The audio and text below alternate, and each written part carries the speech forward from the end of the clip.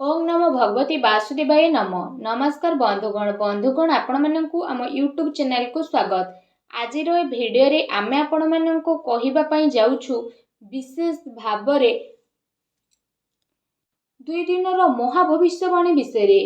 आगामी 2 दिन आपणकर किपरि कटिबो, किपरि आपणकर संपूर्ण दिन को पूरा स्पेंड करिवे, किपरि 2 दिन स्थिति रहिबो, केउ सब जिनिस रे आपणको फायदा मिलिबो, ता सहित केउ सब जिनिस रे आपणको सावधानता अवलंबन करबा पई पड़िबो। ए 2 दिन रे आपणको लव लाइफ रे स्थिति रहिबो, आपणको कैरियर रे स्थिति किपरि रहिबो। जदि कहबा 2 दिन रे महाभविष्यवाणी रे आपणकर कैरियर रो स्थिति किपरि रहिबो, आ स्वास्थ्य विषय रे मध्ये हम आपण मानकु कहिबो कि स्वास्थ्य आपणकर भलो रहिबो कि खराब रहिबो। आ वीडियो शेष रे म आपण मानकु किछि उपाय विषय रे मध्ये कहिबी, जहा द्वारा आपण ए आगामी 2 दिन रो भविष्यवाणी रो 2 दिन को बहुत भलो साब्यस्त करि परिबे।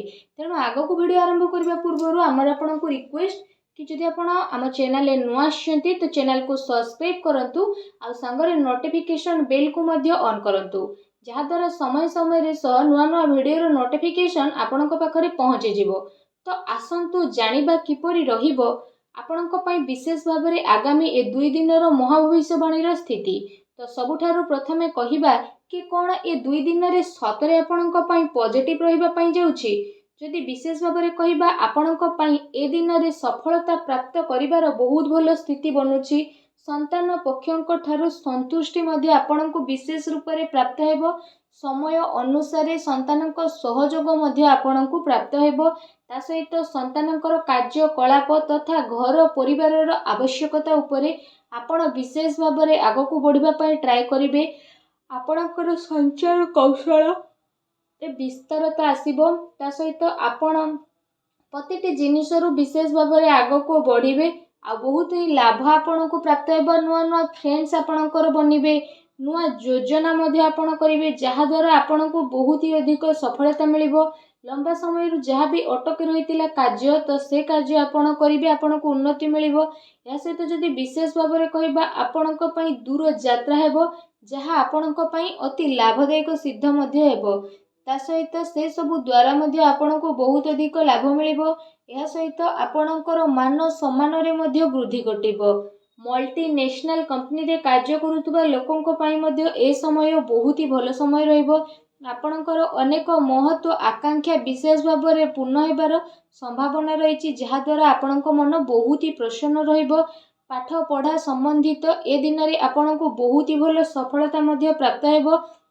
भूमि भवन वाहन किणे किणी पाई दिन आपणकर बहुत भलो रहिबो। एहा सहित जदि विशेष भाबरे कहिबा आपण निजे निज उपरे बहुत अधिक भरोसा करिवे।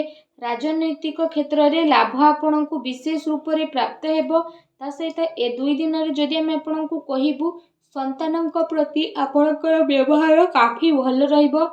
संतानकर व्यवहार द्वारा आपण काफी संतुष्ट हेबे। विद्यार्थी को तांको परिणाम रे ए दिन रे विशेष रूप रे सफलता प्राप्त हेबो। जो दिन पाई आपण परिश्रम करितिले से परिश्रम रे सफलता मिलिबो। ता सहित आपण आपणकर ज्ञान को बढ़ाइबा आ लोकंक द्वारा निजर विचार बांटिबारे आपण समर्थ हेबे। आपण अन्यर जरूरत को ध्यान रे रखिकी सामान्य ठारू अधिक विचारशील मध्ये नजर आसीबे।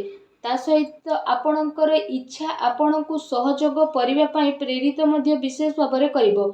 मित्र भाई बंधु इत्यादि सह बहुत ही भलो संबंध आपणकर रहिबो, जहा द्वारा काम कार्य सहित घर परिवार रे मध्ये जणे आउ जनक प्रति काफी भलो संभावना उत्पन्न मध्ये करिवे, जहा द्वारा आपणक मन बहुत ही प्रसन्न रहिबो। आसंतु जानिबा ए दिन रे आपणक पई कोन नेगेटिव रहिबो।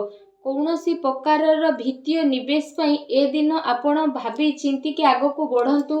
कौनसी क्षेत्र जदि विशेष भाबरे आपणको सुलझा नहीं कि आपण काम करबा पई ट्राई करंतु, एहा आपणक पई काफी भलो रहिबो। ता सहित ए दिन रे आपण कौनसी अजणा स्थिति उत्पन्न मध्ये होई पारे, तेणु टिके सावधान रहतु। एहा सहित जदि विशेष भाबरे कहिबा आपणको आपणकर कार्य क्षेत्र रे टिके ध्यान देबार आवश्यकता रहिछि, कारण आपणक विरुद्ध रे ए दिन रे कौनसी षडयंत्र होई पारे, किंबा आपणक विरुद्ध रे किए कौनसी चाल मध्ये चली पारे, जोथि पई आपणको मान हानि रो स्थिति उठेबाकू पड़िबो। आपण आपणकर कार्य पूरा ईमानदारी सह करंतु, କାହାକୁ ବି ପଇସା ଅଯଥାରେ ଦିଅନ୍ତୁ ନାହିଁ, ଯାହାଦ୍ୱାରା ଆପଣଙ୍କୁ ପ୍ରୋବ୍ଲେମ୍ ଫେସ୍ କରିବା ପାଇଁ ପଡ଼ିବ। ଅଫିସ୍ ବା କାର୍ଯ୍ୟାଳୟରେ ଆପଣ ଆପଣଙ୍କର ସହକର୍ମୀଙ୍କ ଉପରେ ଭରସା କରନ୍ତୁ ନାହିଁ। ଯଦି ଆପଣ ଏପରି କରୁଛନ୍ତି ତ ସେସବୁ ଆପଣଙ୍କ ଭରସାର ନାଜାଇଜ ଫାଇଦା ମଧ୍ୟ ଉଠାଇ ପାରନ୍ତି, ଆଉ ଆପଣଙ୍କୁ ଲୁଚି ଛୁପି ନୁକସାନ ମଧ୍ୟ ହୋଇପାରେ, ଯେଉଁ କାରଣ ପାଇଁ ଅଫିସରେ ଆପଣଙ୍କର ଛବିକୁ ନୁକସାନ ଉଠାଇବା ପାଇଁ ମଧ୍ୟ ପଡ଼ିପାରେ। ତେଣୁ ଆପଣ ସାବଧାନ ରୁହନ୍ତୁ। ଆସନ୍ତୁ ଜାଣିବା ଏ ଦିନରେ ଆପଣଙ୍କର ଲଭ୍ ଲାଇଫ୍ କିପରି ରହିବ।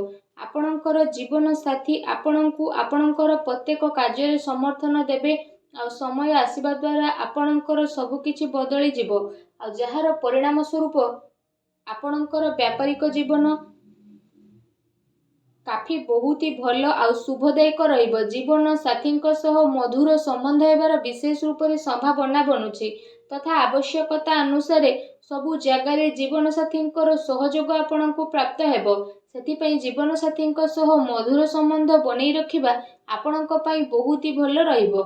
ଏହା ସହିତ ଯଦି କହିବା, ଆପଣଙ୍କୁ ଏ କଥାର ଧ୍ୟାନ ମଧ୍ୟ ରଖିବାର ଅଛି କି ପ୍ରେମ ସମ୍ପର୍କ ଆପଣାପଣ ଏସବୁରେ ଚାଲିକି ଆପଣ ଆଗକୁ ବଢ଼ିବେ। ତା ସହିତ କୌଣସି ସମ୍ପର୍କରେ ବେଶୀ ଜିଦ୍ଦିପଣ ରଖନ୍ତୁ ନାହିଁ। ଭାବି ଚିନ୍ତିକି ଆପଣ କାର୍ଯ୍ୟ କରନ୍ତୁ। ସ୍ଥିତି ଆପଣଙ୍କ ପାଇଁ ବହୁତ ଭଲ ରହିବ। ଏ ଦିନ ଆପଣଙ୍କ ପ୍ରେମ ଜୀବନ ପାଇଁ ବହୁତ ଭଲ ଦିନ ସାବ୍ୟସ୍ତ ହେବ। ଏ ଦିନର ଆପଣଙ୍କୁ ଅବଶ୍ୟ ହିଁ ଲାଭ ଉଠାଇବାର ରହିଛି। ଆସନ୍ତୁ ଜାଣିବେ ଏ ସମୟରେ ଆପଣଙ୍କର ବ୍ୟବସାୟ ଓ କ୍ୟାରିୟର ସ୍ଥିତି କିପରି ରହିବ।